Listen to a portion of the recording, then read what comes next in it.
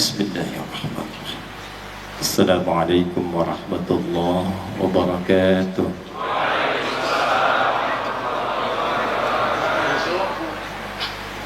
Alhamdulillahilladzi allafa baina qulubina fa asbahna bi ni'matihi ikhwana.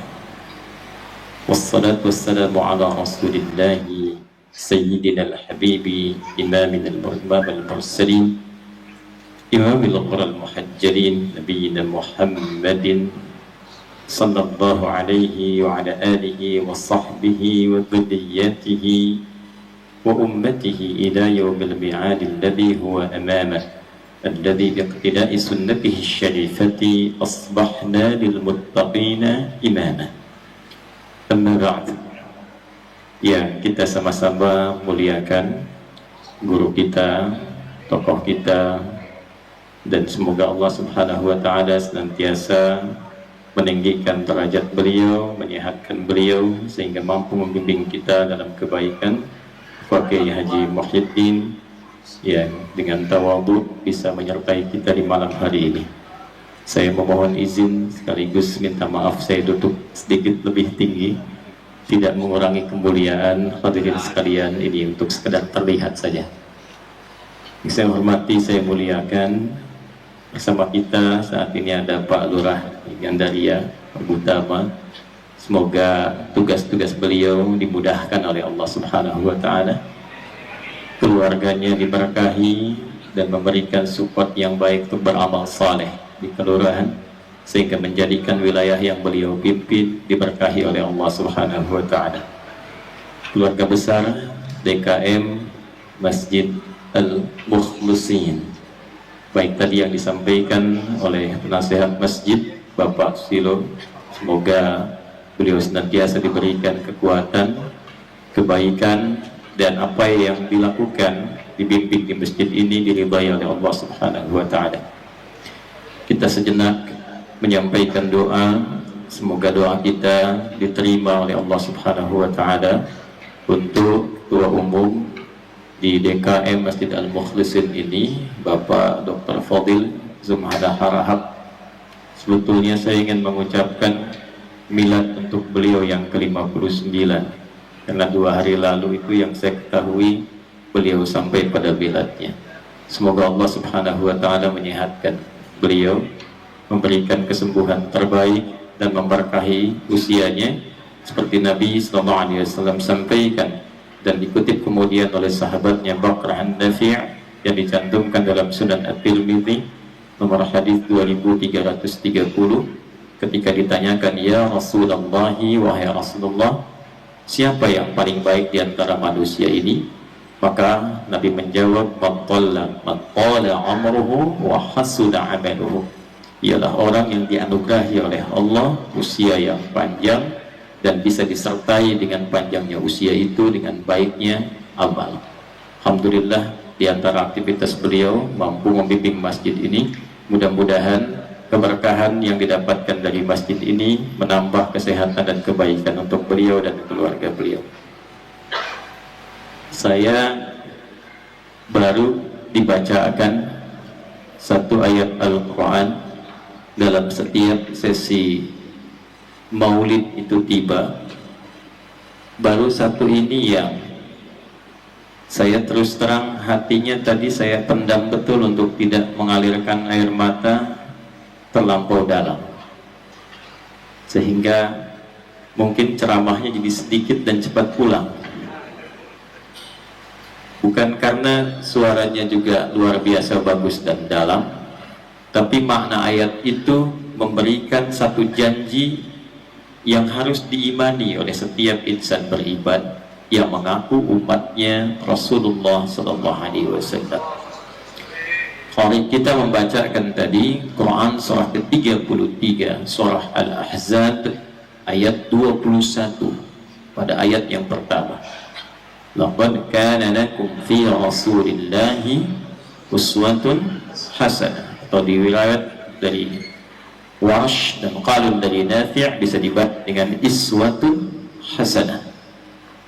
Tapi poin yang besarnya adalah liman kana yarjullaha wal yawmal akhir wa dzakarallaha katsiran. Ada orang-orang yang mencintai Rasulullah sallallahu alaihi wasallam.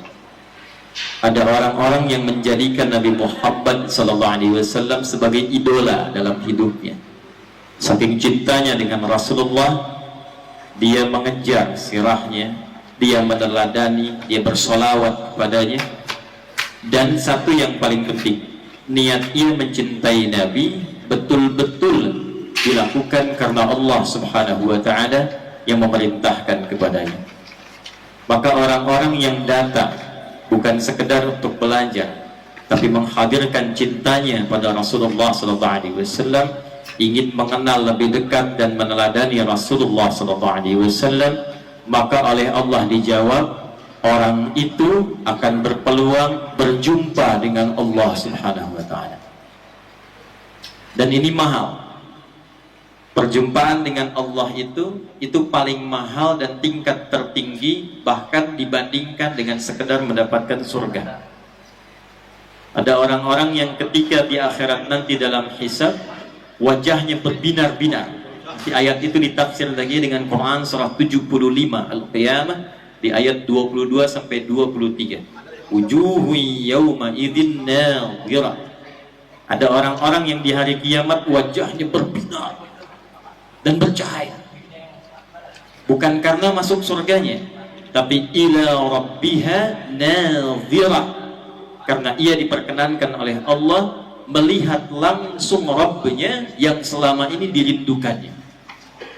Saya mau tanya begini Pak, Bu, teman-teman, kalau kita ini berpisah dengan anak atau teman yang lagi belajar pamit ke luar negeri, tidak bertemu misalnya selama 15 tahun, yang setiap waktu senantiasa diberikan semua hal yang kita perlukan.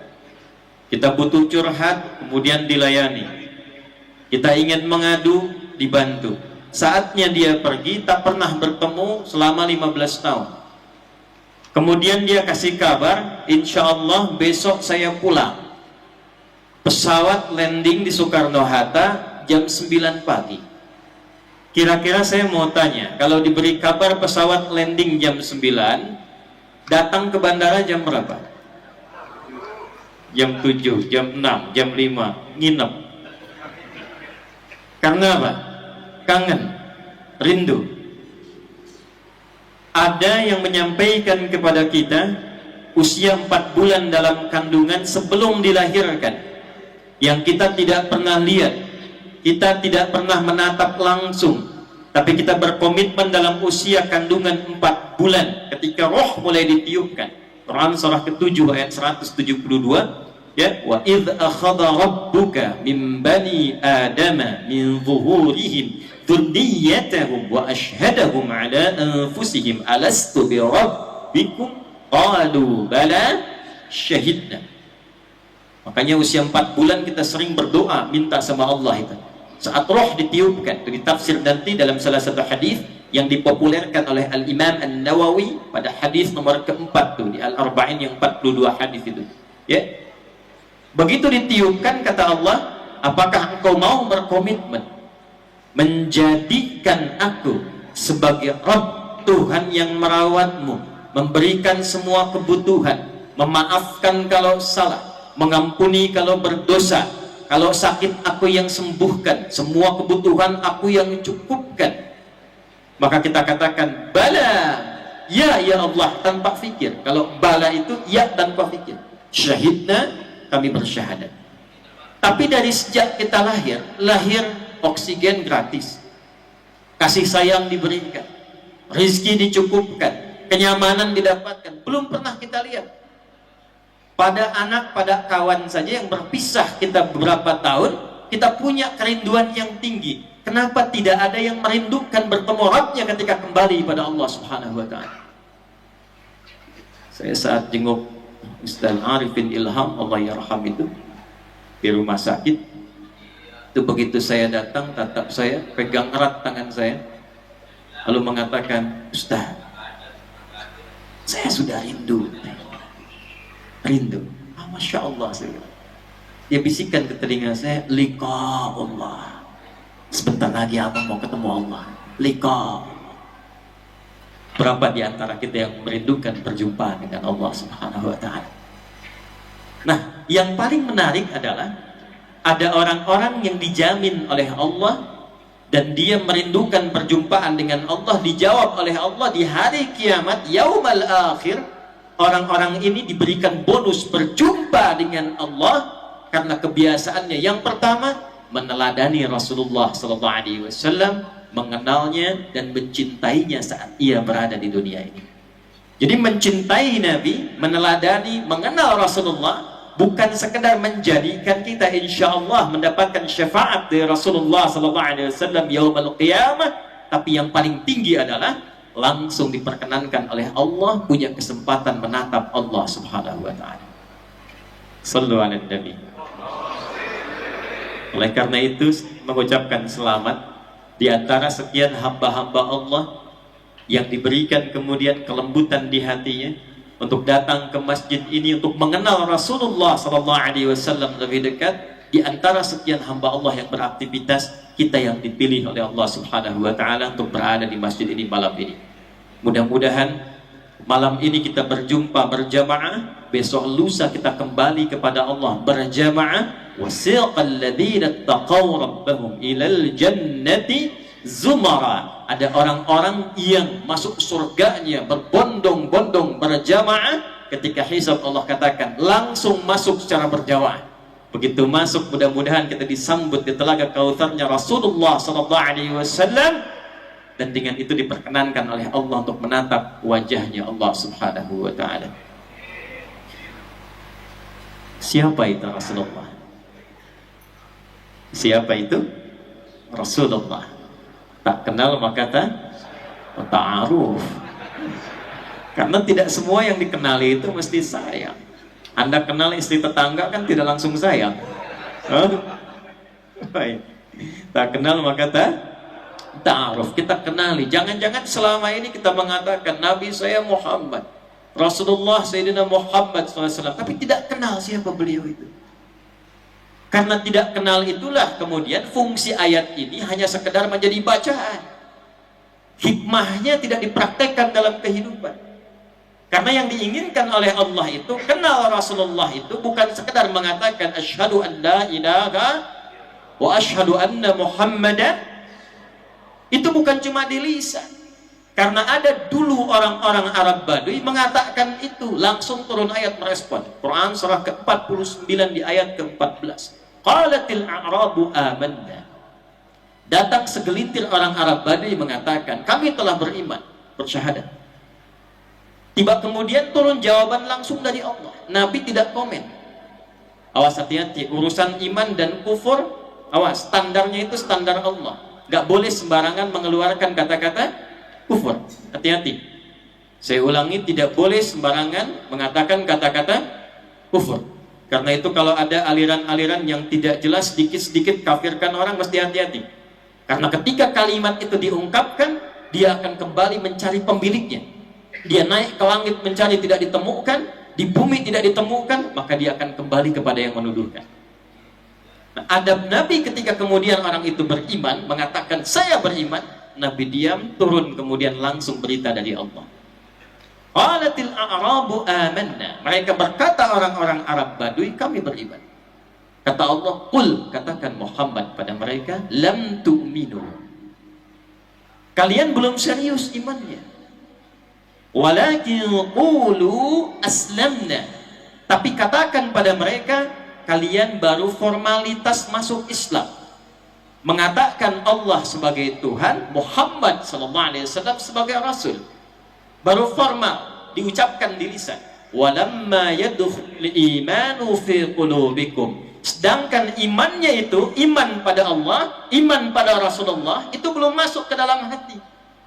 Sebab kalau di lisan dengan di hati itu beda. Masuk ke lisan, dikeluarkan di lisan, dengan masuk ke dalam hati itu berbeda. Sesuatu yang sudah masuk ke dalam hati, maka akan ada pembuktian melalui bagian seluruh tubuhnya. Contoh, kalau sedang bahagia itu, bahagia, senang, malam ini ada berita dari DKM Al-Muflisin bahwa orang-orang yang ikut tabligh akbar akan dapat makan malam gratis. Oh, kelihatan wajahnya gembira. Jadi keadaan suasana hati itu gembira, nyaman, sedih, ekspresinya lewat apa? Semua yang muncul dan masuk ke hati diekspresikan dengan perilaku dalam kehidupannya. Bapak sayang pada anak, sayang itu kan sikap hati. Sifat itu menjadi sikap dibuktikan lewat apa? Kata-kata yang baik, perilaku yang baik, belayan yang dibutuhkan diberikan. Semua yang muncul dari hati pembuktiannya lewat perilaku. Awas nih, ada perempuan di belakang ya yang belum nikah. Jika ada anak laki-laki mengatakan pada Anda, saya mencintaimu, jangan percaya. Hati-hati itu. Karena baru di lisan. Karena cinta itu bagian dari rasa hati. Perlu dibuktikan. Maka yang perlu dibuktikan pembuktiannya. Kalau ada yang mengatakan, aku mencintaimu, jawab, buktikan cintamu dengan menuliskan nama kita berdua di buku pernikahan kita. BPKB, buku pernikahan kita Jadi kalau cuma dikatakan, itu belum iman. Mesti dibuktikan. Ketika kita bertanya, ya Allah, bagaimana membuktikan saya mencintai Rasulullah, saya kenal Rasulullah, maka dijawab oleh Allah, laqad kana lakum fi Rasulillahi uswatun hasanah. Nah, pembuktiannya kata Allah, ikuti Rasulullah itu. Teladani Rasulullah itu. Apa yang kami teladani ya Allah? Apa yang kami ikuti? Nah, ini yang akan kita bahas. Ternyata ayat ini itu bisa dibaca dalam lafaz uswah itu dengan dua cara. Berapa cara? Dua cara. Satu kali kita tadi membaca riwayat Hafiz dari Asim. Laqad kana lakum fi Rasulillahi uswatun hasanah. Pakai U.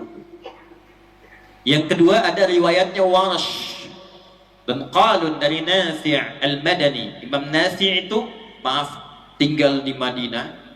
Itu badannya tinggi besar, rambutnya keriting, kulitnya hitam. Ya, kemudian itu telinganya pendengarannya kurang. Tapi beliau seorang ahli Al-Quran yang tahu kesalahan orang baca Quran hanya melihat gerakan bibirnya saja. Dan tidaklah Imam Nafi' Al-Madani ini ketika beliau berbicara ahli Quran ini kecuali keluar bau harum dari mulutnya. Imam Nafi' Al-Madani.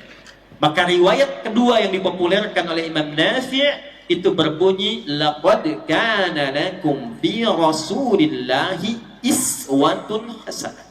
Jadi ada uswah, ada iswah. Apa bedanya? Ini saya tunjukkan sebentar ya. Tapi saya mohon maaf, saya tidak bermaksud menggurui. Ini cuma menyampaikan kembali guru-guru kami yang telah mengajarkan. Semoga Allah berkahi guru-guru kita insya Allah ya.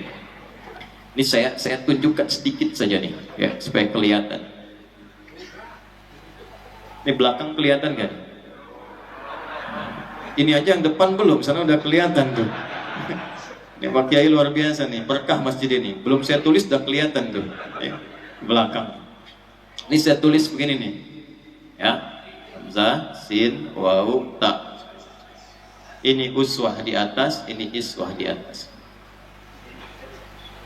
Pertama, ada qudwah, ada uswah, itu beda. Kalau qudwah, pernah dengar qudwah hasanah? Nah, qudwah itu artinya bisa diteladani, sosok teladan, tapi belum tentu dengan meneladaninya kita otomatis menjadi teladan, belum tentu. Itu qudwah namanya. Tapi kalau kita meneladani satu sosok dan setelah itu kita pun menjadi teladan, itu berubah namanya dari qudwah menjadi uswah. Langsung ditetapkan oleh Allah semua yang melekat pada sosok Sayyidina Muhammad SAW, semua yang melekat pada beliau itu dengan sifat kerasulannya, teladani kata Allah, karena beliau ditetapkan sebagai sosok teladan. Dan ketika itu diteladani, yang meneladani seketika akan menjadi teladan di setiap apapun yang dia lalui. Apapun itu, dan di setiap masa.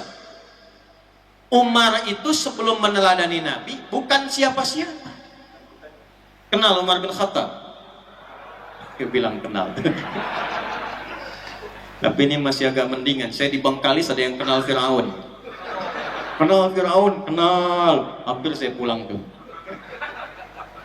Umar itu sebelum kenal Nabi, ikut Nabi, bukan siapa-siapa. Dikenal di kalangan masyarakat jahiliyah. Maaf, ya, seorang yang suka nantang-nantang orang lain. Setiap hari kerjaannya minta duel. Kita ketemu di Gunung A, yang berani dengan saya. Tapi sebelum datang pamit dulu pada ibu yang telah melahirkannya, karena dia akan pulang tanpa nama. Umar paling minimal sehari mabuknya itu 5 kali dalam sehari. Karena itu ayat mirasan 3 termasuk Al-Maidah ayat 91 itu turun merespon pertanyaan Umar bin Khattab. Di zaman jahiliyah itu kalau pemabuk amatiran itu 5 kali sehari mabuknya. Kebayang yang profesional kan? Kapan Umar dikenal sebagai sosok yang seperti sekarang? Orangnya luar biasa, penegak kebenaran, banyak ide-ide brilian, orang yang luar biasa dalam menegakkan nilai-nilai keislaman, pemimpin yang fenomenal, teori belusukan dari Umar, ya, pengembangan pendidikan banyak dari Umar. Kapan dikenal demikian? Ketika kenal dengan sosok bernama Muhammad SAW. Siapapun, lompat era sahabat ke tabi'in, tabi'in ke tabi'at tabi'in, siapapun yang ikut dengan apa yang dituntunkan Muhammad SAW seketika berubah menjadi teladan. Dan hebatnya keteladanannya ini bisa dibaca dengan 2 cara. Ini bisa iswah dan bisa uswah. Ini saya ini dari kecil tuh senang Quran. Karena itu saya putuskan mengambil jurusan bahasa Arab formal untuk mendalami bahasa Al-Quran.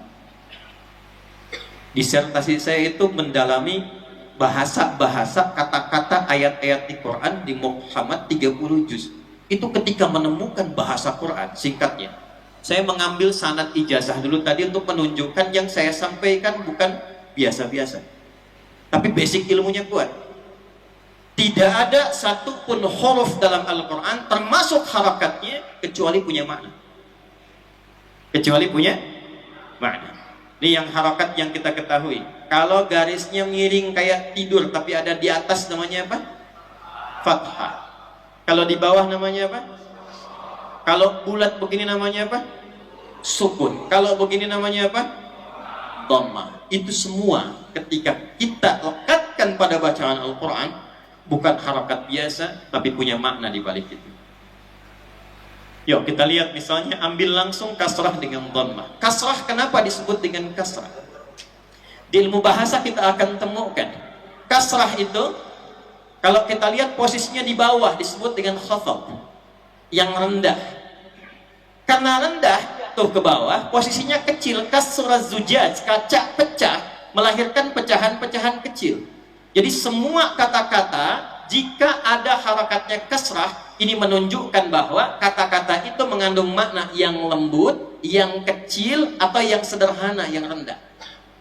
Itulah sebabnya kalau kata ini dilekatkan pada perempuan, harakatnya i, ya, i itu kenapa sering pada perempuan, sementara laki-laki a, ya, anta laki-laki, perempuan anti. Jazakallah khair laki-laki, perempuan jaza illa i. Kenapa i untuk perempuan? Untuk menunjukkan sifat perempuan yang lebih lembut dibandingkan dengan laki-laki. Jadi kalau ada yang i'tikaf di masjid ini, antum mau sampai subuh i'tikaf tuh, jam 2 keluar cari udara. Begitu keluar, misalnya dekat pohon tuh ada suara, nggak usah lari, tunjuk kasroh ya. Itu yang lembut, yang kecil.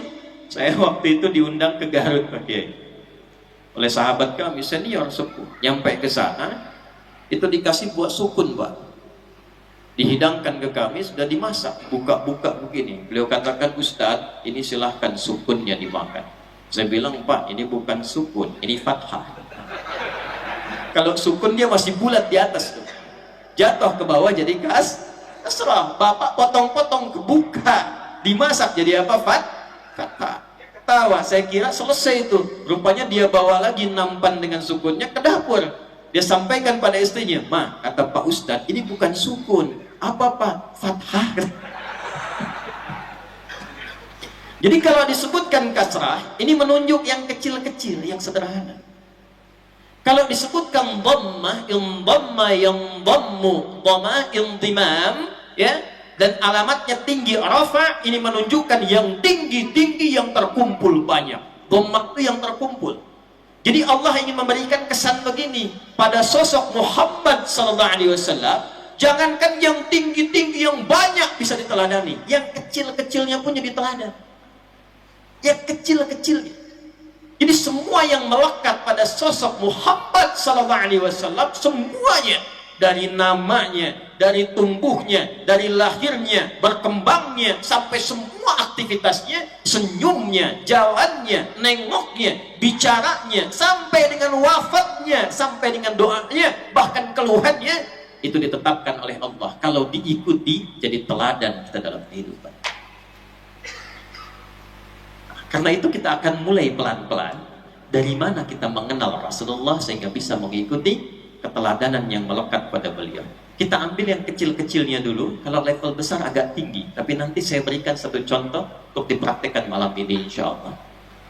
Yuk kita ambil yang kecil dulu, dari namanya. Siapa nama beliau? Siapa nama beliau? Yang kencang. Katanya cinta pada Rasulullah, nggak kenal namanya. Siapa namanya?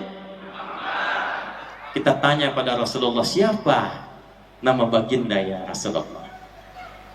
Nanti kita balikkan kemudian dari nama ini berapa yang Allah kemudian abadikan dalam Al-Quran. Buka di Al-Bukhari nomor hadis 1532, 532. Kita lihat bagaimana Nabi SAW memperkenalkan nama beliau. Ana, kata beliau, qala Rasulullah SAW, saya lebih cepat langsung lompat ke bagian tertingginya. Ana Muhammadun wa Ahmad wa ana al-mahi alladhi yamhu biyyal kufra wa ana al-hashir alladhi yuhsharun nasu ala qadami wa ana al-aqib. Diperkenalkan oleh Rasulullah 5 nama yang melekat pada beliau. Ada berapa nama? Catat nih ya, mungkin ini informasi baru untuk kita. Ini langsung dari nabinya. Ana Muhammad, 1. 2. Ahmad. 3. Al-Mahi. 4. Al-Hashir. Dan kelima Al-Aqib. Ada berapa? 5. Nah, sekarang kita urutkan baik-baik dan kita lihat. Semua nama yang disebutkan Rasulullah ini, dan nanti dari 5 ini 2 yang diabadikan dalam Al-Quran, dan dari 2 nama ini terdapatlah pancaran rukun Islam. Nanti dari 5 yang 2 diabadikan dalam Al-Quran, yaitu 2 nama pertama, Muhammad, disebutkan 4 kali dalam Al-Quran. Surah ketiga Ali Imran ayat 144, surah ke-33 Al-Ahzab ayat ke-40, kemudian ditemukan di Quran surah ke-47 Muhammad dengan namanya sallallahu alaihi wasallam di ayat yang kedua, dan yang keempat Quran surah ke-48 di ayat ke-29. 4 kali disebutkan dalam Al-Quran kata Muhammad. Dan Ahmad sekali disebutkan dalam Al-Quran. Quran surah 61 As-Saff di ayat yang ke-6. 4 kali Muhammad, 1 kali Ahmad. 4 tambah 1 berapa? 5. Dan jarang orang mengkaji kenapa di ayat ini disebutkan Muhammad, di ayat itu disebutkan Ahmad. Kenapa Ahmad cuma sekali, Muhammad 4 kali? Dan nanti kita akan lihat rahasia. Tapi sebelum kita ke sana, kita akan urutkan dulu semua nama yang melekat pada Rasulullah SAW. Itu 5-5-nya semuanya nama sifat. Dan tidak ada nama zat. Apa bedanya Ustaz nama zat dengan nama sifat? Kalau nama zat itu nama yang dilekatkan pada diri untuk membedakan satu sosok dengan yang lainnya. Adi yang ini, Asep yang lain, Pak Asep yang nengok Pak Asep, Pak Adi yang nengok Pak Adi, Adi dan Asep itu nama diri yang diberikan pada sosok untuk membedakan ini Adi, ini Asep. Tapi kalau kita katakan Pak Asep yang jujur, Pak Asep yang penyabar, Pak Asep yang tawadhu, maka jujur, sabar, tawadhu itu namanya nama sifat. Jelas? Semakin ditambahkan sifat baiknya, semakin mulia nama dirinya. Dan hebatnya, nama zat bisa hilang dengan wafat zatnya, tapi nama sifat gak akan pernah hilang.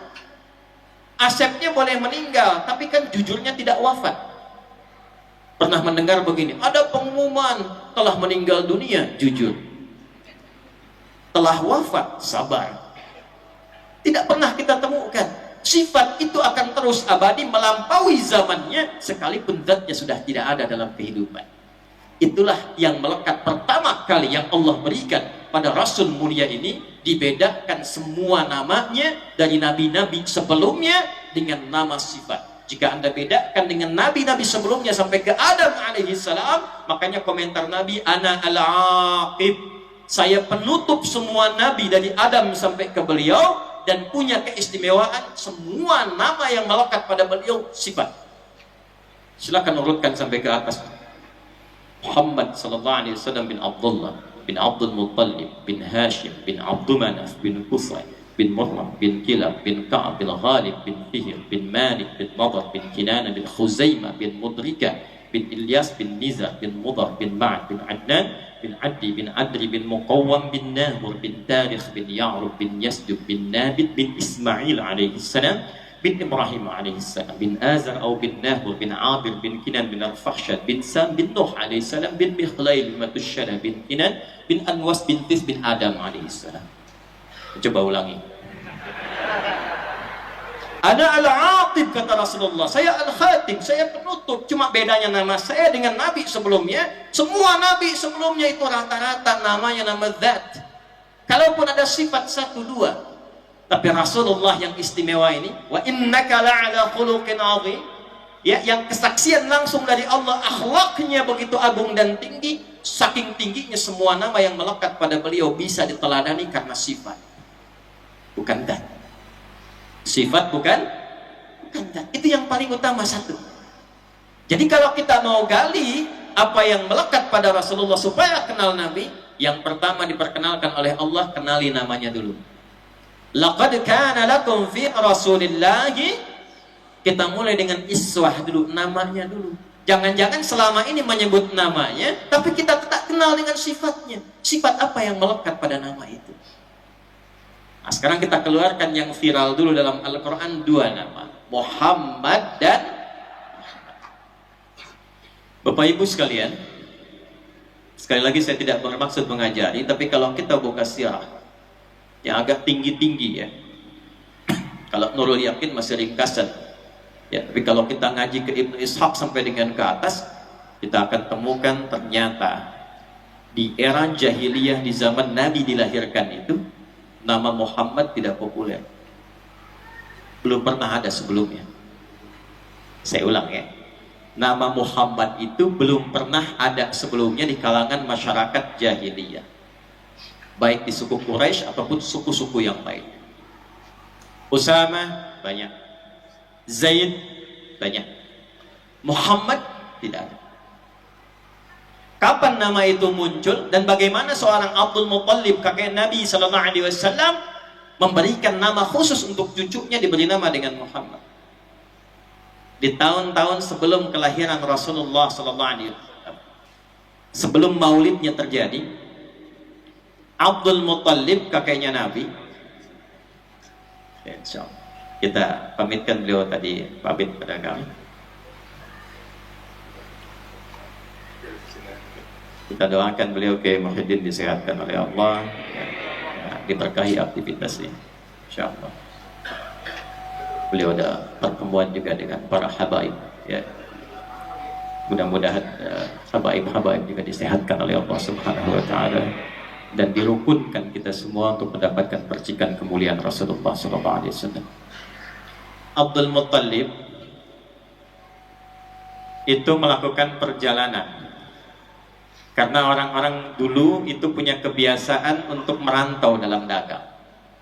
Kalau tidak ke Syam, sekarang ada 4 negara di Syam itu, wilayahnya 4 negara sekarang. Lebanon, Yordania, Syria, dan Palestina, yang lagi kita banyakin doanya tuh. Atau ke Yaman. Nanti kebiasaan ini diabadikan di Quran surah Quraisy, di ilafi Quraisy, ilafihim rihlatash syita'i was syita wasa itu kemana jalannya? Kalau bukan ke Yaman, ke Syam. Saat jalan ke Syam itu, beliau ditemani oleh 3 sahabatnya.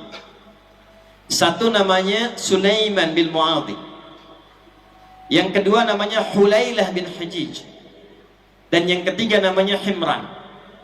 Sulaiman, Hulailah, Himran dan Abdul Muttalib. Begitu sampai di Syam, bertemulah dengan seorang pendeta Nasrani, bertanya ke 4 orang ini, kalian dari mana? Kata Abdul Muttalib pada saat itu mengatakan, karena juru bicaranya, kami dari Mekah, di Jazirah Arab. Dijelaskan tepatnya. Maka komentar pendeta itu mengatakan, pendeta Nasrani, nanti akan datang Nabi terakhir dan lahirnya dari tempat wilayah Anda. Akan datang Nabi terakhir, lahirnya dari tempat wilayah Anda. Perhatikan, namanya Muhammad. Namanya siapa? Muhammad. Saya kasih jalur nasab dulu ya, nasab dengan sanad ilmunya nih ya. Dan saya pernah mencari dan pernah punya dulu namanya Injil Barnabas, itu jelas tertulis Muhammad di dalamnya. Ternyata nama Muhammad ini, Bapak Ibu sekalian, itu sudah diviralkan oleh Allah di kalangan seluruh nabi yang pernah bertugas di bumi. Bahkan Allah mengambil perjanjian dengan semua nabi sebelum tugasnya dimulai, agar mereka mengimani Muhammad SAW dan menolong dakwah beliau kalau beliau diutus sesuai dengan eranya. Jadi kalau tiba-tiba muncul di era Nabi itu, perjanjiannya Nabi itu mesti ikut mengimani Muhammad SAW dan membantu dakwahnya. Itu nanti bisa dilihat di Quran surah ketiga Ali Imran di ayat 81. Kita pakai Quran sama hadis aja nih. Lihat ayatnya. Wa idh akhadallahu mitsaqan nabiyyina lama ataitukum min kitabin wa hikmatin thumma ja'akum rasul musaddiqan lima ma'akum la tu'minunna bihi wa la tansurunna qala aqrartum wa akhadhtum ala dhalikum isri qalu aqrarna qala fashhadu ma'akum minasyahidin. Paham? Tidak.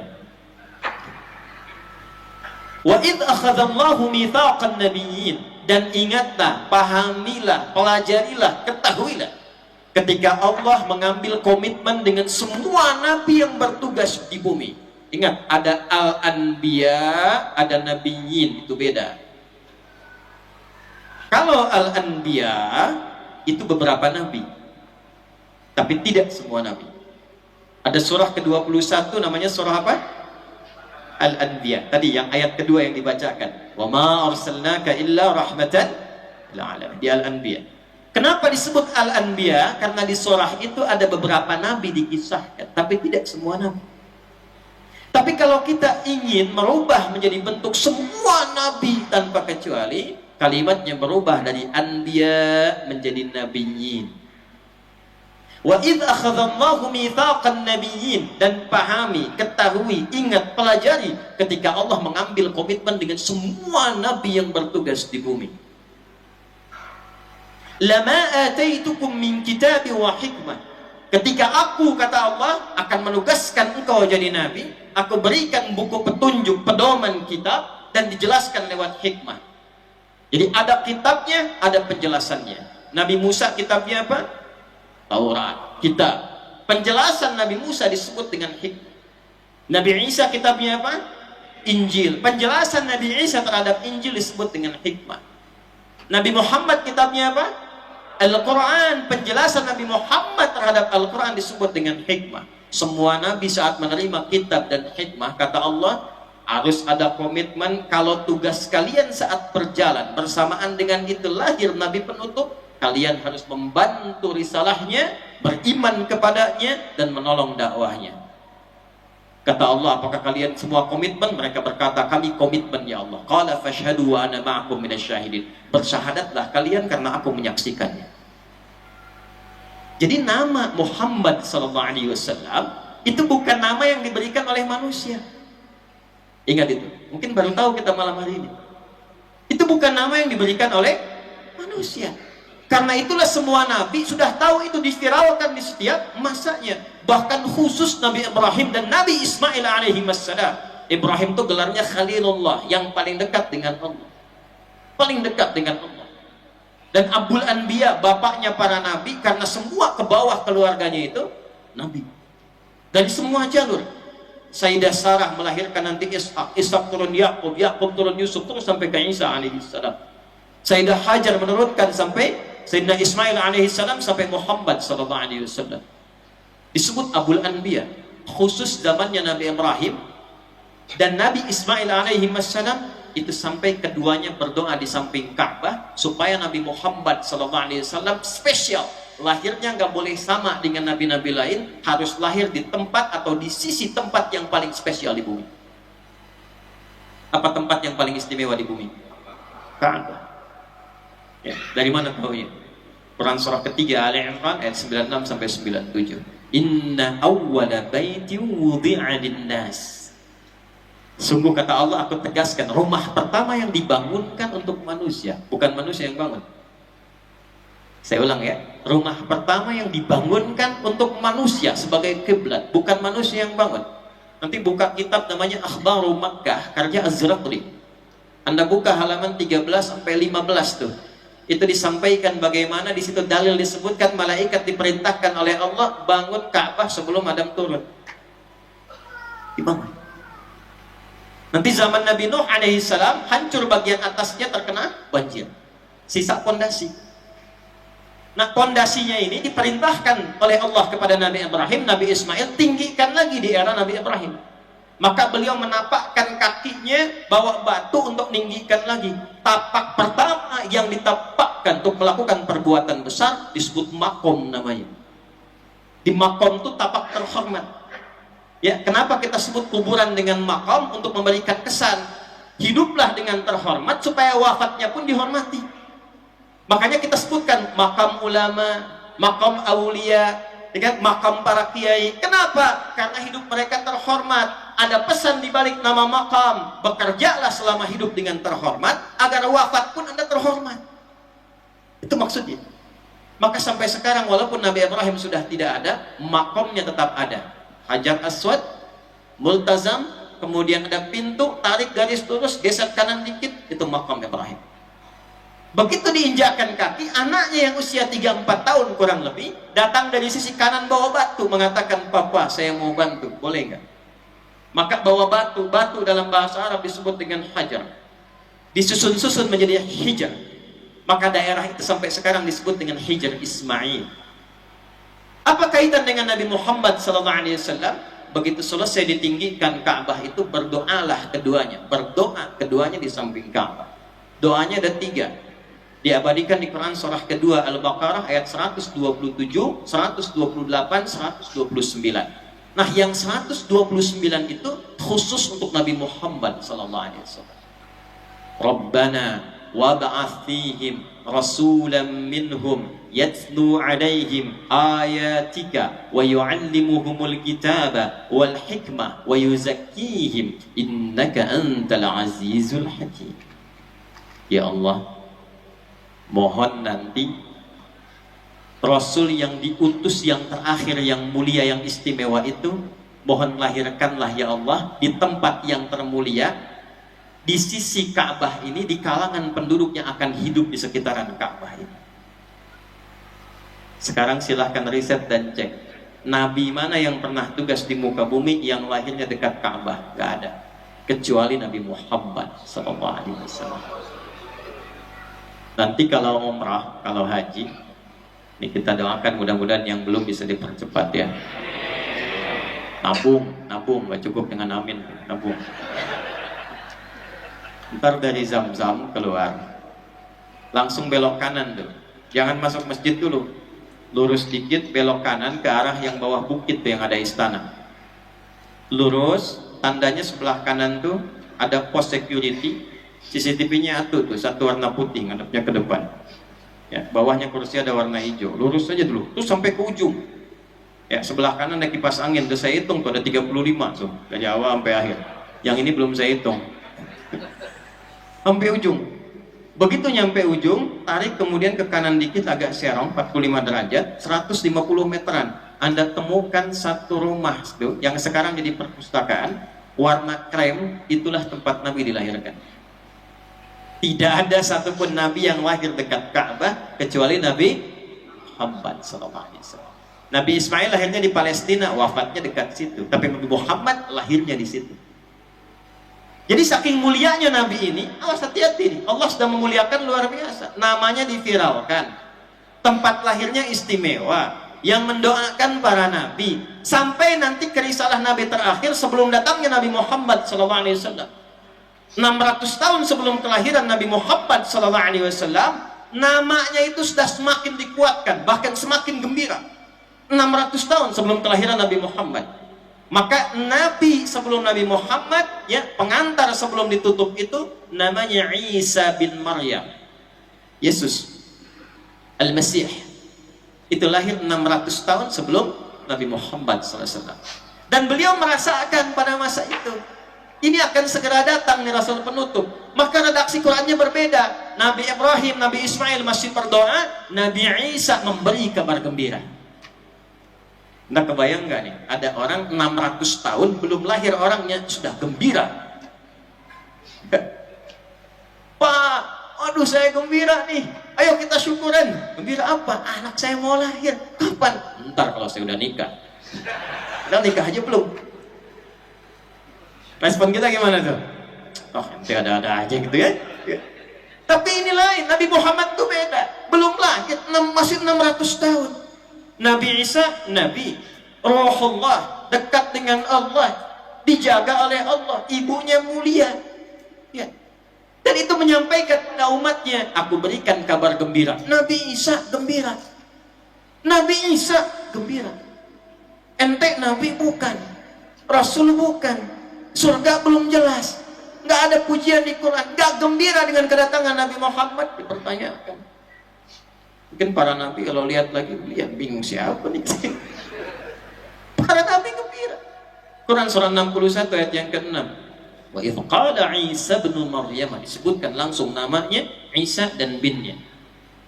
Ini saya kasih rahasia bentar ya, kita lompat dulu, tapi janji ini diantara kita aja nih, ya. Kalau di Quran disebutkan nama plus binnya, itu berarti peristiwanya hanya terjadi pada orang itu dan tidak akan terjadi lagi pada yang lainnya di setiap masa. Jelas? Tapi kalau tidak disebutkan namanya, hanya disebutkan inisial atau gelarnya. Contoh, Firaun, Abu Lahab, dan turunan-turunannya. Ini menunjukkan peristiwa itu akan terjadi lagi di masa depan dengan tokoh yang berbeda, tapi sifat dan perilaku yang serupa. Contoh, ibundanya Nabi Isa disebutkan nama dan bintinya, wa Maryam ibnata Imran. Maryam anak perempuannya Imran. Kenapa disebutkan bintinya? Karena kejadian yang menimpa Maryam bisa mengandung dan melahirkan tanpa disentuh laki-laki manapun. Walam yamsasni bashar. Bahasa Qur'annya tidak disentuh laki-laki manapun. Itu cuma Maryam binti Imran. Ya. Maryam Gandaria banyak, mana Pak Lurah tuh? Ya. Maryam sekarang misalnya lahir tanpa bapak banyak, tapi yang tidak disentuh laki-laki manapun cuma Maryam binti Isa bin Maryam. Kenapa disebutkan Isa dan binnya di Quran? Dan satu-satunya tuh, satu-satunya. Muhammad gak disebutkan di Quran dengan binnya, Nuh gak disebutkan, Adam apalagi karena gak ada bapaknya ke atas, kan? Nabi Isa bin Maryam, Isa bin anak laki-laki Maryam, anak laki-lakinya Maryam. Kenapa disebutkan sampai ke bin, sampai ke ibunya? Kenapa? Karena hanya Nabi Isa alaihi salam yang terlahir dari rahim seorang perempuan tanpa ada pasangannya, tanpa disentuh laki-laki manapun. Isa bin Maryam.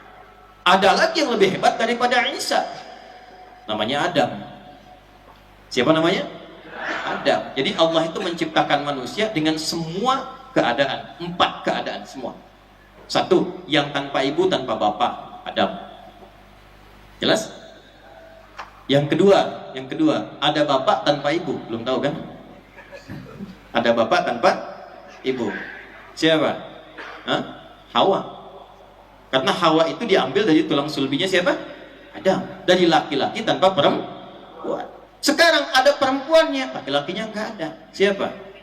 Isa alaihissalam dari Maryam. Yang paling lengkap, ada bapaknya, ada ibunya, ada laki-lakinya, ada perempuannya. Siapa? Antum. Jadi untuk menunjukkan dari Allah gampang. Kalau aku mau, kun fayakun, jadi semua. Perkara mencipta itu semua jenisnya bagi Allah gampang. Hah? Jadi jangan salah menyimpulkan, oh ini karena nggak ada bapaknya ini istimewa, cuma ada ibunya, naik status dari Nabi jadi Tuhan misalnya. Kan yang paling bingung Adam statusnya apa tuh? Makanya di Quran langsung dikatakan inna oh jangan baca Quran sih. Sungguh penciptaan Isa itu inna mathala Isa, sungguh penciptaan Isa itu kamathali Adam.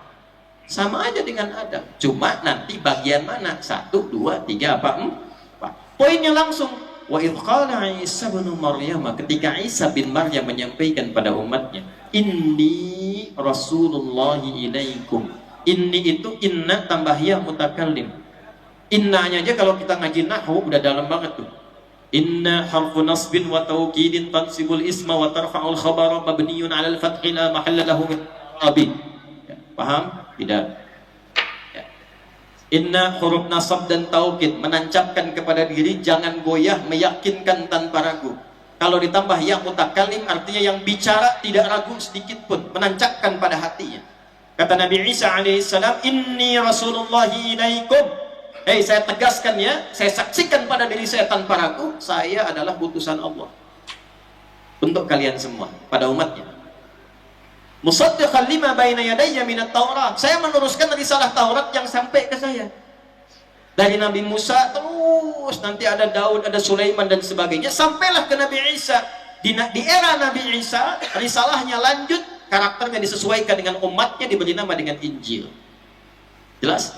Belum selesai. Wa mubasyshir bi rasuli yati min ba'di ismuhu wa mubasysyira, dan aku memberi kabar gembira. Nabi Isa gembira.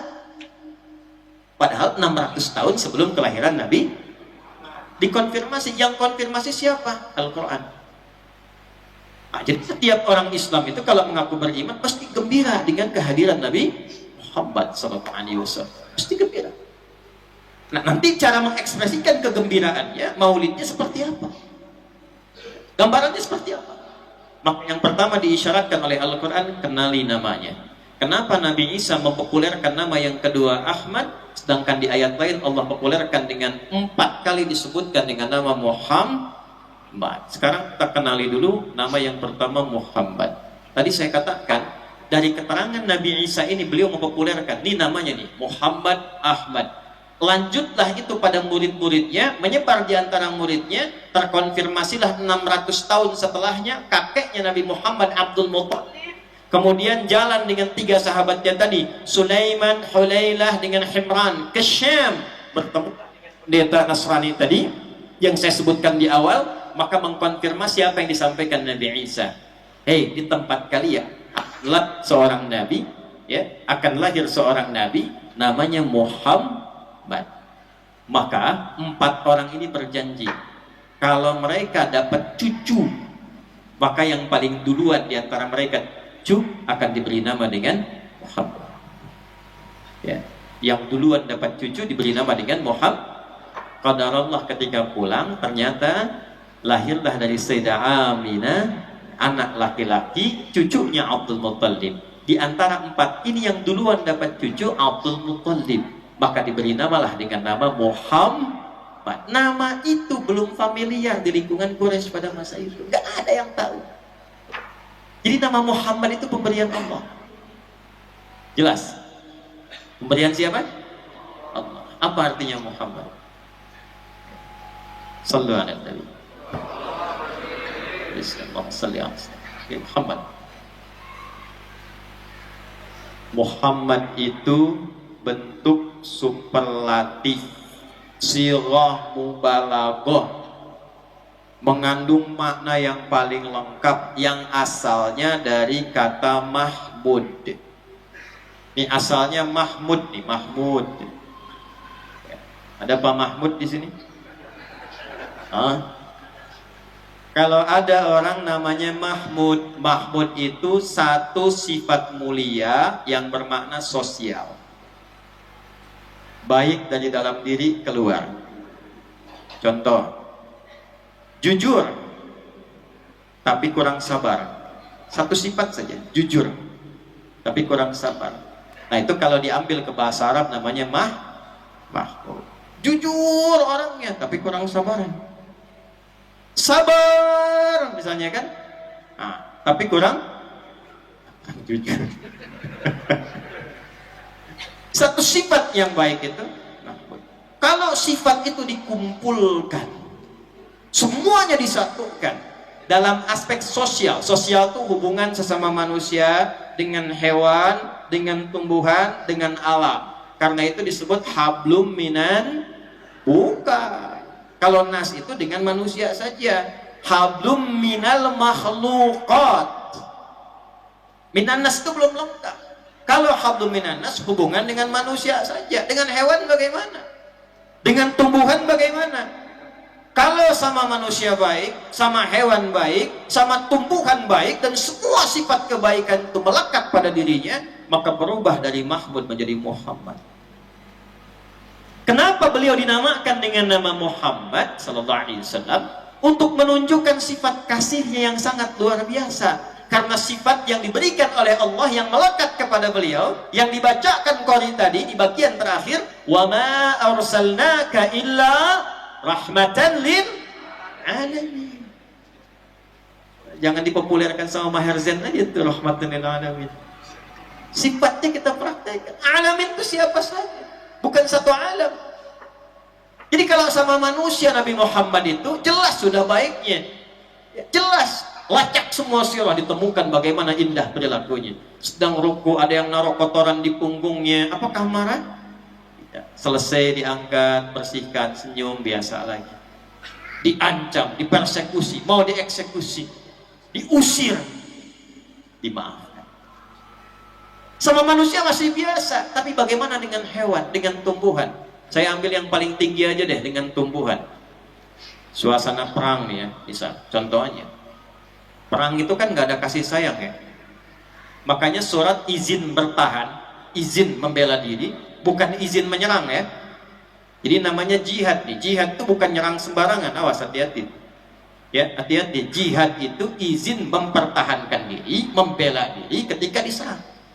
Makanya Mbah Hashim itu, ya, kayak Haji Muhammad Hashim bin Asy'ari mengeluarkan resolusi jihad untuk membela bangsa, bela negeri, bela diri, bela iman. Bukan nyerang sembarangan, hati-hati. Ini penting saya ingatkan nih. Kalau ada pengajian-pengajian tertentu, ngajak-ngajak nyerang, lukai orang, hati-hati. Justru itu yang dilarang oleh Nabi.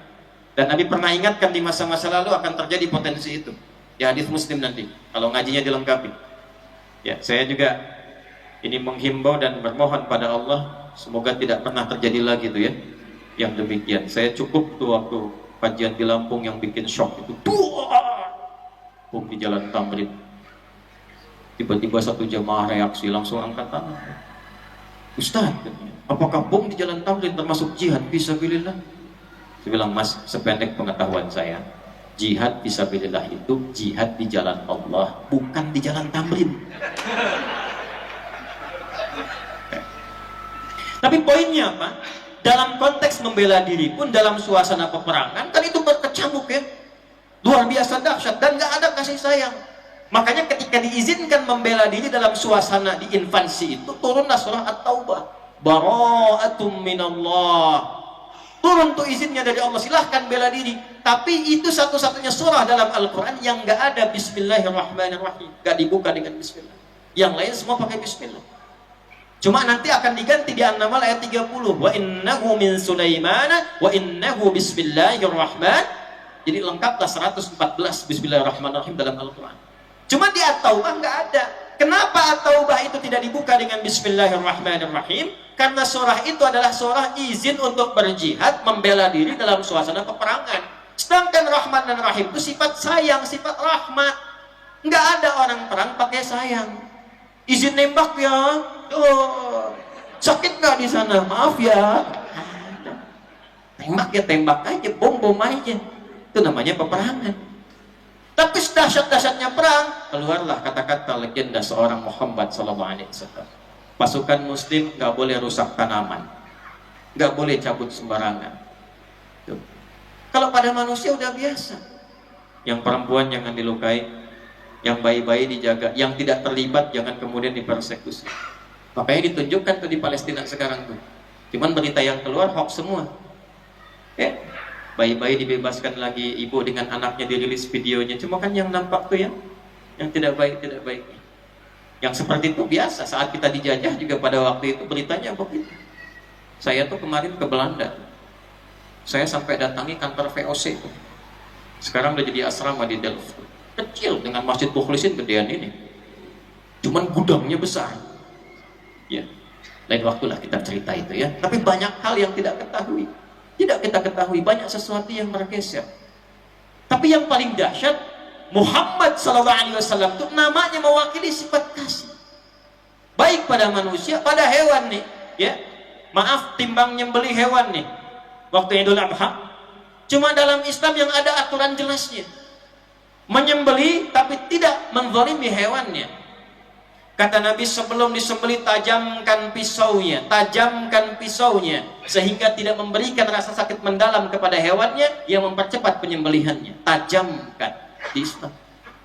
Dan hati-hati, najaminnya itu nggak boleh di depan hewan yang akan disembelih. Sabar ya, tajam kok, cepet kok, insya Allah cepet. Nggak boleh tuh, dosa.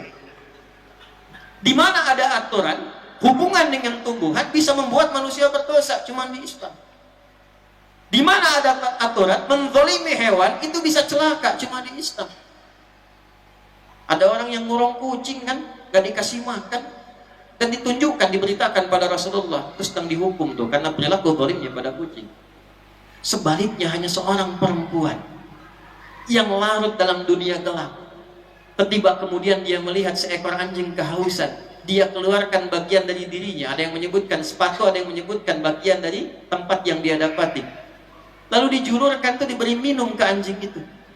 Anjing itu minum dan kemudian berjalan kembali dengan segar. Turun berita dari Allah Subhanahu wa taala, memberikan pahala yang baik untuk perempuan itu. Ada riwayat menyebutkan dari pelajaran itu dia menyimpulkan Allah memberi hidayah kepadanya sehingga hewan yang najis, yang kotor pun bisa hidup kembali. Maka dia menyimpulkan, saya pun manusia yang dianggap najis bisa tobat kembali. Karena riwayat itu yang menunjukkan bahwa tobatnya itulah yang mendapatkan nilai lebih di hadapan Allah Subhanahu wa taala. Nanti saya sebutkan di akhir, dari semua kisah ini, nama Muhammad ini bukan sekedar nama. Ditampilkan oleh Allah dalam Al-Quran untuk memberikan pesan kuat kepada semua yang mengaku umatnya. Praktekkan sifat itu. Tiru. Bawa dalam kehidupan. Jadi bukan cuma sekedar mengaku, saya umatnya Nabi Muhammad. Tidak. Nama Muhammad itu nama sifat. Kalau Anda, saya, kita mengaku umat beliau, artinya kita komitmen meneladani sifat yang melekat pada nama itu. Cek sampai malam ini, bagaimana hubungan kita dengan manusia. Aspek satu. Jangan-jangan datang ke masjid dengan orang tuanya masih bermasalah.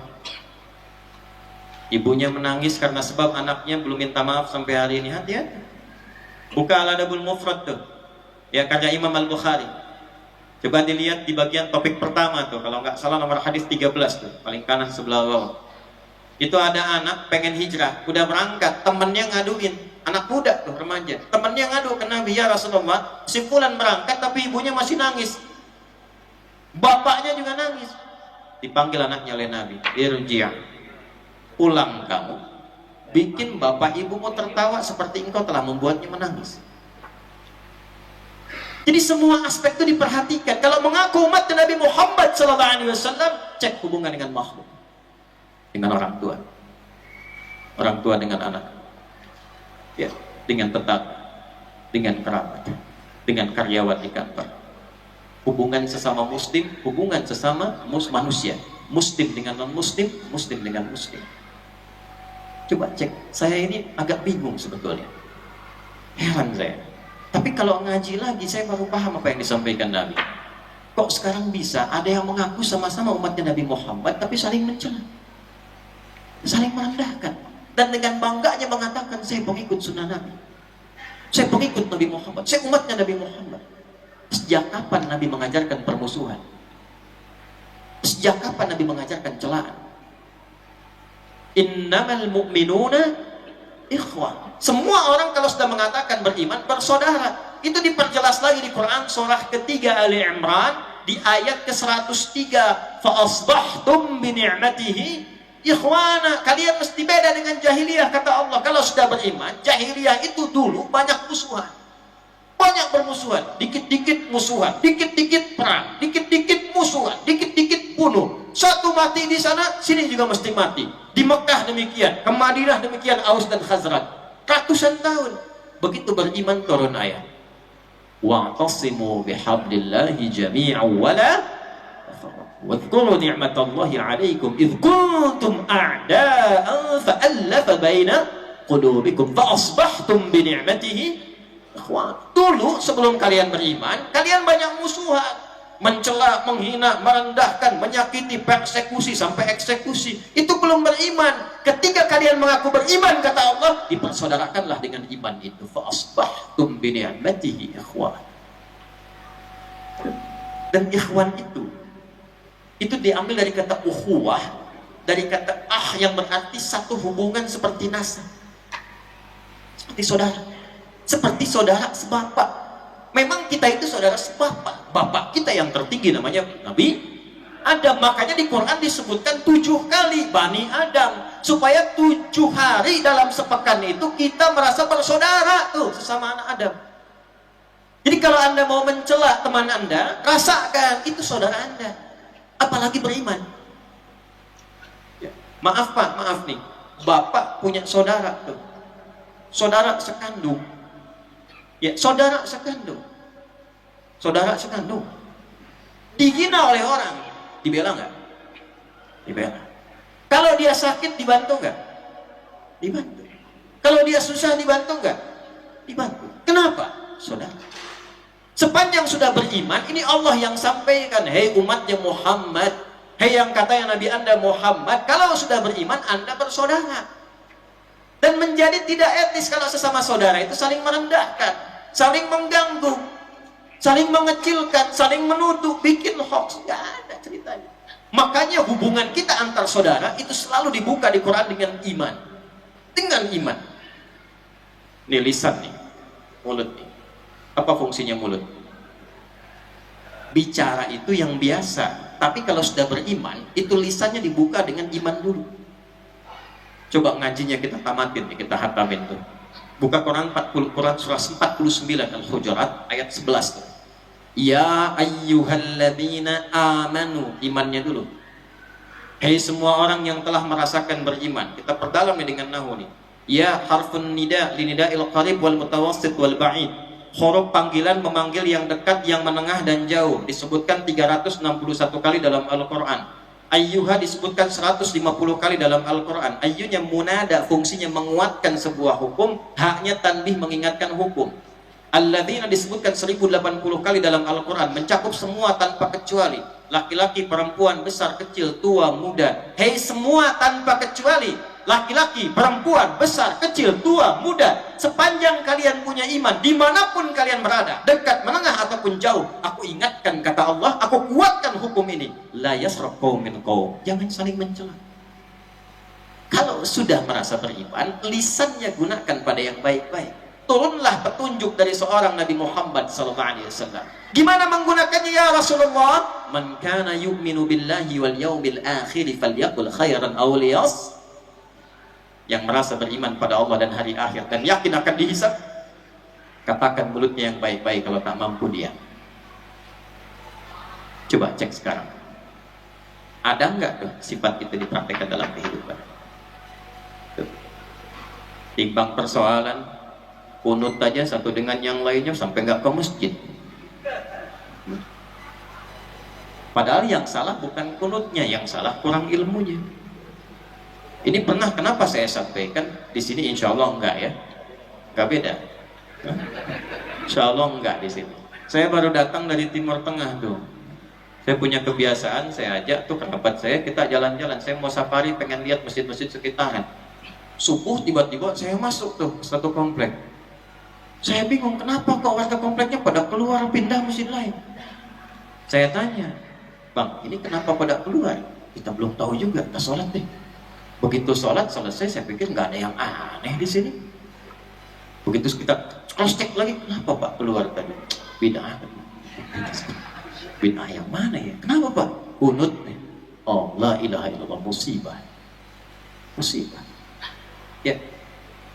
Hanya persoalan furu'iyah yang ilmunya sudah jelas. Dari dulu sudah diturunkan, dalilnya jelas. Yang kunut ini dalilnya, yang gak kunut ini dalilnya. Kalau pilih kunut begini caranya, kalau tak kunut gini caranya. Nyambung ke nabinya begini nih, ini runtutannya.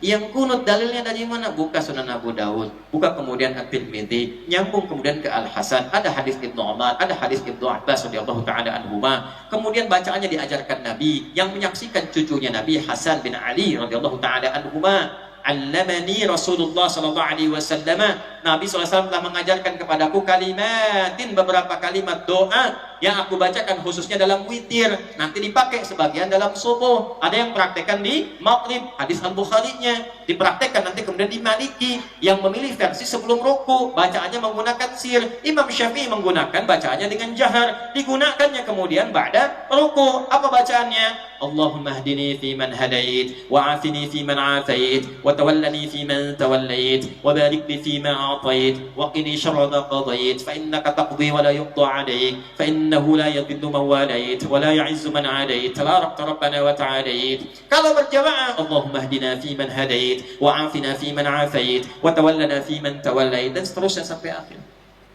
Kalau tidak pilih itu, ngambil jalur yang kedua. Ketika diturunkan itu, riwayatnya Imam Ahmad, ya, rahimahullah ta'ala, hafal sejuta hadis, muridnya Imam Syafi'i.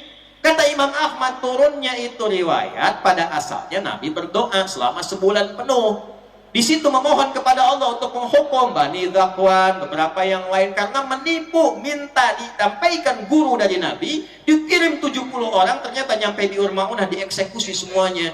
Maka Nabi memohon kepada Allah, ya Allah hukum si fulan, sebulan dilakukan, utamanya dalam salat subuh dan maghrib.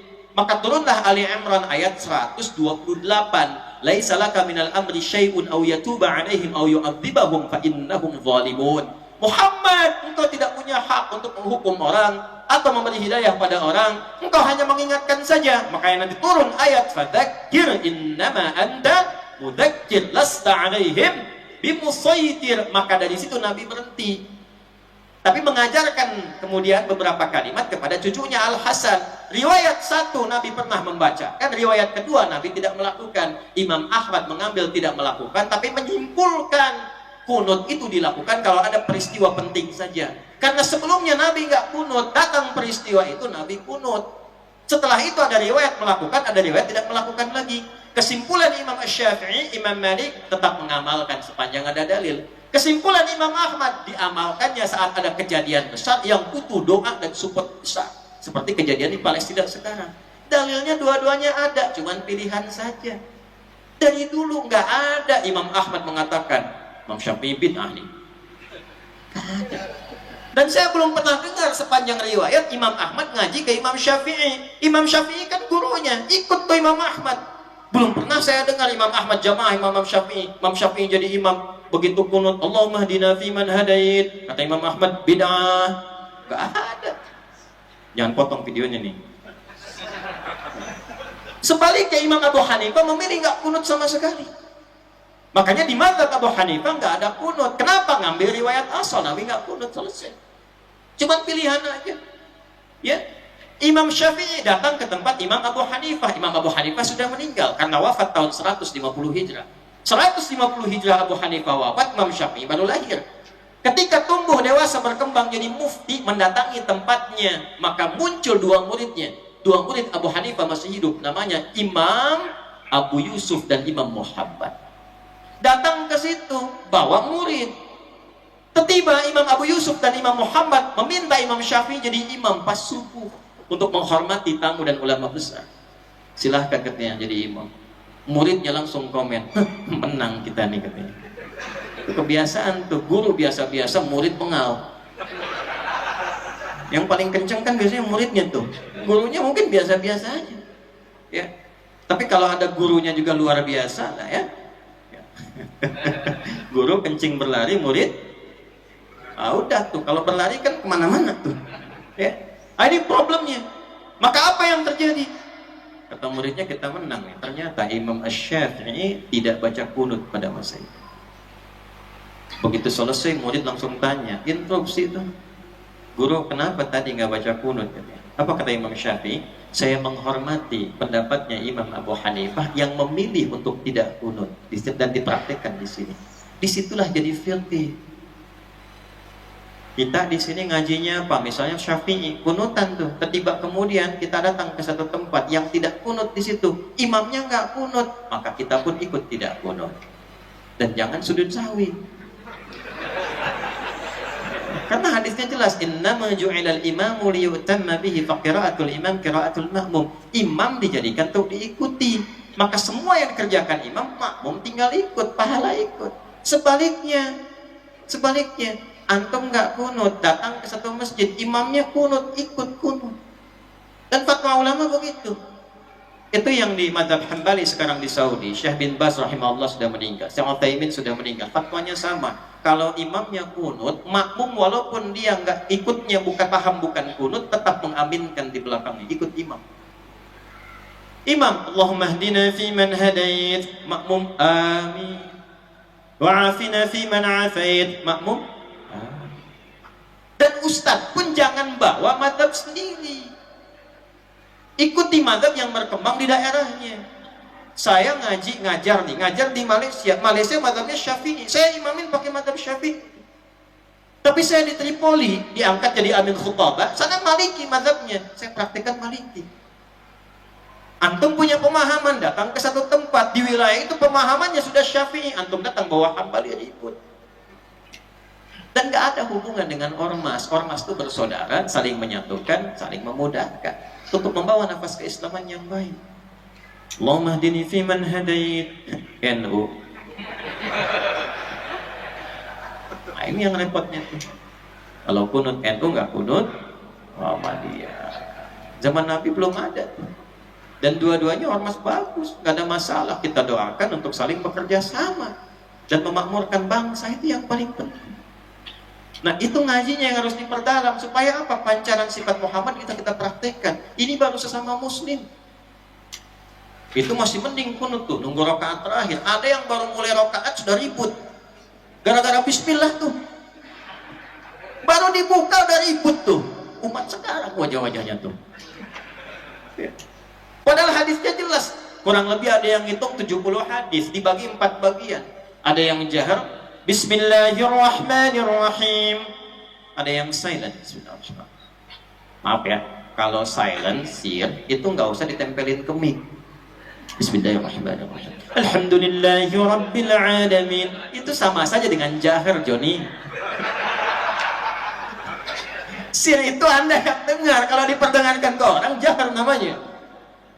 Yang ketiga nggak dibaca sama sekali, langsung Alhamdulillahirabbil alamin.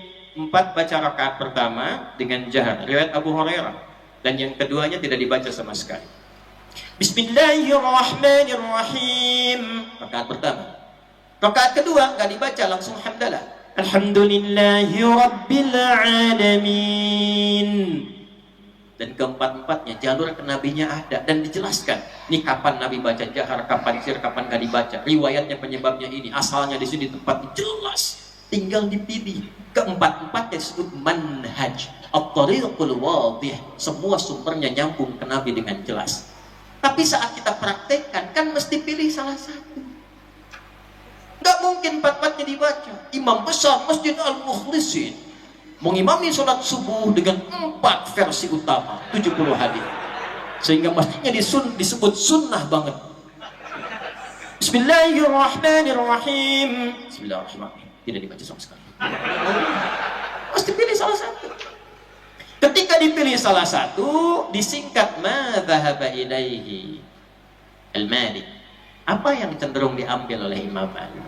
Ma dhahaba ilaihi Syafi'i. Imam Syafi'i cenderung ngambil yang mana? Ma dhahaba ilaihi Ahmad. Imam Ahmad cenderung yang mana? Kepanjangan ma dhahaba ilaihi singkat madhhab.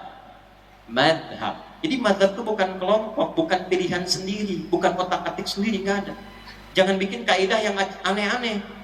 Apa kaidah aneh itu? Pilih mana? Pilih Nabi, pilih madhab. Ente kalau nggak belajar lewat madhab, nggak akan mungkin sampai infonya ke Nabi. Karena semua yang sampai ke kita sekarang itu mengerucut ke jalur madhab. Karena 4 ini kemudian yang mendokumentasikan pelajaran informasi dari Nabi ke sahabat.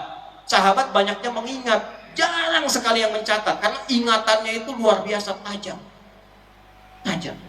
Semakin menyebar, semakin kurang ingatan. Tuh. Sahabat dulu banyaknya mengingat dibandingkan mencatat. Dan hebatnya mereka, hafalannya di dalam kepala. Orang sekarang hafalannya di luar kepala. Saya udah hafal di luar kepala, Ustaz. Nah, itu belum hafal, masih di luar kepalanya. Karena itu orang Arab mengatakan kalau sudah hafal, hafidtu an dhahri qalbi. Saya hafal dalam kepala saya sampai ke hati saya. Menyebar, kemampuan menghafal berkurang, maka dicatat. Yang banyak menghafal dan mencatat itu kurang lebih 4 yang paling fenomenal. Imam Abu Hanifah yang wafat 150 Hijrah, Imam Malik yang lahir 93-94 Hijrah, Imam Asy-Syafi'i yang lahir 150 Hijrah, dan Imam Ahmad bin Hanbal yang lahir 163 atau 164 Hijrah. Nah, semua dokumentasi itu, itulah yang sampai ke kita sekarang dipelajari. Maka nggak ada hubungannya kemudian dengan kondisi-kondisi kekinian. Semua jalannya ke Nabi ada. Yang pilih Bismillah jahar, bagus dalilnya ini. Yang disirkan ini. Ya, saya 2010 tuh jadi petugas di Mekah, menyambut jemaah haji Indonesia pertama kali, dan waktunya sholat Isya tuh. Itu pertama jemaah datang, pas imamnya saya sudes, masih ingat betul saya suasana begini. Sudah siap takbir, Allahu Akbar. Bismillah. Alhamdulillahi Rabbil Alamin. Itu komentar jamaah Indonesia pertama di samping saya terdengar jelas. Alhamdulillah saya belum takbir tuh. Iki imamnya Muhammadiyah ya. Wah, saya komen langsung, Muhammadiyah cabang Masjidil Haram. Nah, jadi ini sudah saatnya kita belajar dengan baik, mempraktekkan percikan nama. Jauh dari perselisihan. Ya, sudah bukan eranya lagi membid'ahkan, menyalahkan apa semua. Yang ada itu pelajari pakai ilmunya. Lalu ilmu yang baik itu praktekkan untuk membangun bangsa. Ini amanah dari Allah Indonesia ini. Harus dijaga. Ulama kita banyak jaga itu dari dulu. Karena ini anugerah, undang-undang kita mengakui. Coba lihat di pembukaan undang-undang ini. Atas berkat rahmat Allah yang Maha Kuasa. Dan dengan didorongkan oleh keinginan. Jadi ini anugerah dari Allah. Proklamasi hari Jumat bulan Ramadan. Jumat bulan Ramadan anugerah Allah. Jaga. Jangan sampai terpecah belah. Rukunkan, nyatukan. Karena Nabi itu menyatukan, bukan memecah. Ini yang kita harapkan Nabi. Jangan sampai maulid. Habis itu berantem lagi. Bawa nama ini, praktekkan dalam akhlak, pancarkan dalam kehidupan kita. Ini kita sampai jam berapa ini? Masih terus? Sampai subuh? Siap. Antum subuh, saya 9:30 pulang ya. Ambil 15 menit lagi lah ya. Itu baru sesama muslim. Maksud saya kasih contoh dulu. Orang Islam dengan orang Islam kasih contoh dulu. Supaya dakwahnya bisa dilihat oleh orang yang belum beriman. Bagaimana orang baru beriman bisa senang dengan Islam kalau sesama muslimnya aja masih saling mencela, saling menjatuhkan? Perbaiki dulu hubungannya. Setelah itu baru Nabi sampaikan sesama manusia. Hubungan akidah masing-masing. Ya ayyuhalladzina amanu. Hubungan sosial dibuka lintas keyakinan. Ya ayyuhan nas. Bab 1. Ya ayyuhan nas kulu mimma fil ardi halalan thayyiban. Lewat makanan. Bukan bab ibadah, ritual. Bab makanan di penutup nih. Bab makanan. Ketika dibuka bab makanan, indahnya apa? Pakai nas, lintas keyakinan. Kalau sudah baik sesama muslim, mulai keluar supaya dirasakan nikmat Islam oleh non muslim. Dikasih contoh oleh Nabi. Prakteknya apa? Kalau engkau masak makanan, kata Nabi, baunya tercium ke tetanggamu, maka bagilah makanan itu walaupun Anda hafal tuh hanya kuahnya. Cuman karena bacanya terjemah, Anda masak itu opor ayam, ayamnya Anda makan, kuahnya bagi tetangga. Tetangga protes, tanya, kok cuman kuahnya Pak? Anda jawab, hadis Nabi. Anda pelakunya, Nabi tersangkanya, tuh repot tuh. Maksudnya apa? Nabi sudah visioner tuh jauh-jauh hari. Kalaupun masak kuah karena bumbu-bumbu yang khusus, kirim tetangga supaya nggak salah tafsir. Anda masak pakai bumbu rendang, tapi yang dibikin dari singkong. Singkong bumbu rendang. Kirimkan isinya supaya nggak salah tafsir. Jelas? Baik. Tapi pertanyaannya begini, apakah Nabi mengatakan kalau tetangga Anda itu muslim saja? Di tetangga di samping-samping, apakah semuanya muslim? Belum tentu. Masak Anda opor ayam, bagikan yang Islam. Yang Kristen lihat, begitu dilihat ditanya, Pak kayaknya apa aja enak opor ayamnya? Emang enak sih, cuman ente kafir sayang. Dosa tuh. Dosa karena melakukan kekerasan atas nama agama. Dan dibantah oleh Quran di Quran surah kedua ayat 256. La ikraha fiddin. Gak boleh ada paksaan, gak boleh ada kekerasan. Ya, gak boleh. Yang terjadi apa? Berikan. Satu. Yang non muslim ketok pintunya. Selamat pagi, Pak Haji ada apa? Ini ada opor. Silakan, mudah-mudahan bisa dinikmati dengan baik. Besoknya dia pulangin tuh pancinya, dia ketok udah bisa salam. Assalamualaikum. Tuh, seumur-umur belum pernah diucapkan. Cuman persoalan dengan opor ayam bisa keluar Assalamualaikum. Begitu dibuka pintu rumah Anda, Pak Haji, ini kembaliin panci. Terima kasih itu.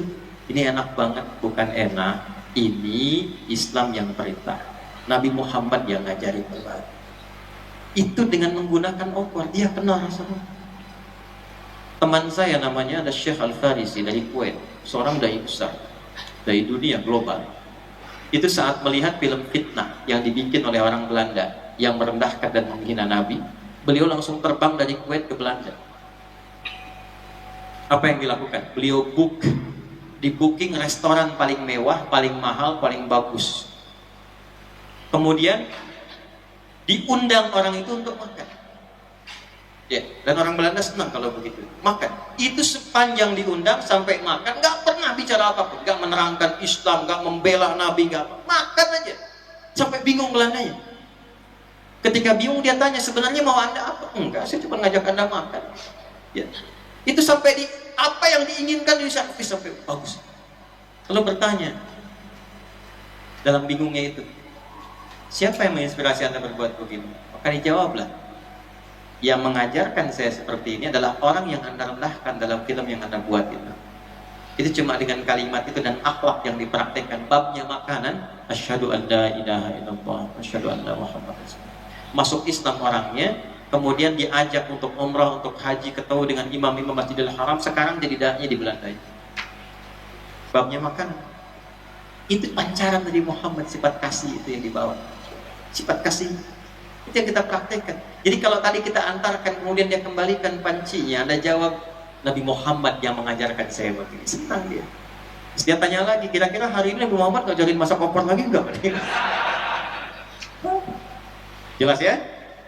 Nah, kurang lebih itu saja dulu yang kita pelajari. Jadi saya ingin kita mengenal Nabi Muhammad itu, mengenal seutuhnya.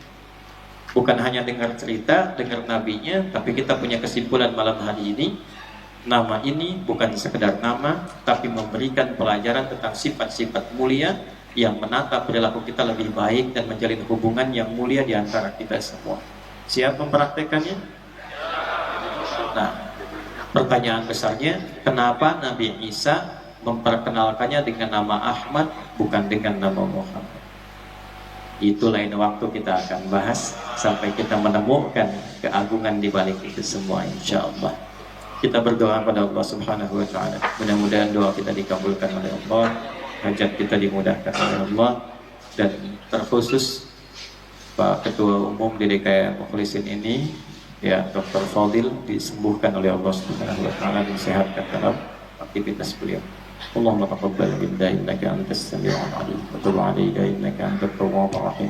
اللهم نحمدك حمدا كما علمتنا أن نحمدك ونشكرك شكرا كما علمتنا أن نشكر. أنت المقدم وأنت المؤخر بيدك الخير إنك على كل شيء قدير. اللهم صل وسلم على حبيبك الكريم رسولك المصطفى الأمين سيدنا محمد وعلى آله وصحبه أجمعين.